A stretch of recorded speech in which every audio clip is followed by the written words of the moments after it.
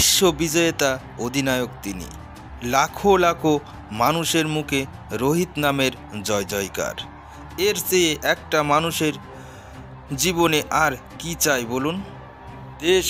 দেশবাসী আজ ভারতের বিশ্বজয়ে খুব খুশি। লাখের মধ্যে রোহিত আজ একজন। বিশ্বের দরবারে আজ তিনি সফলতম নায়ক। তাই তো আরও একবার বলি, একটা মানুষের জীবনে এর চেয়ে বেশি আর কি পাওয়ার থাকে। এ যেন স্বর্গের সুখও হার মানে। বিশ্ব জয় করে নিজের দেশের ঝান্ডা গেড়ে এসেছেন তিনি। একটা দেশপ্রেমিক মানুষ হিসাবে তার বুকের ছাতি তো চওড়া হয়ে যাওয়ারই কথা। দেশ বিদেশ জুড়ে আজ রোহিতের ভক্তরা রোহিত নামের জয় জয়কার করছে।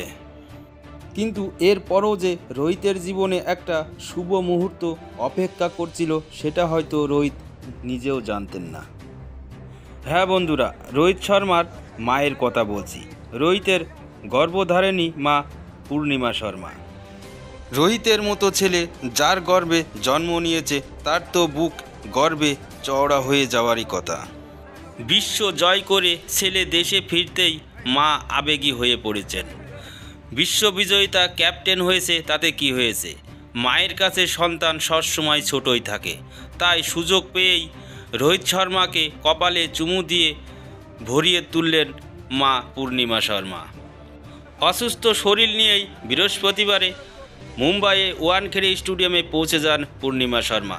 তিনি জানান তিনার শরীর খারাপ ছিল, ডাক্তারের কাছে যাওয়ার কথা ছিল, কিন্তু তিনি যাননি। বিশ্বকাপ জয়ীদের জন্য হুটখোলা বাসে ভিক্টোরিয়া প্যারেডে সংবর্ধনার অনুষ্ঠান আয়োজন করা হয়েছিল মুম্বাইতে। তাই এই সুযোগ হাতছাড়া করলেন না পূর্ণিমা শর্মা। ডাক্তারের কাছে না গিয়ে ছুটে আসলেন মুম্বাইয়ের ওয়ানখেড়ে স্টেডিয়ামে।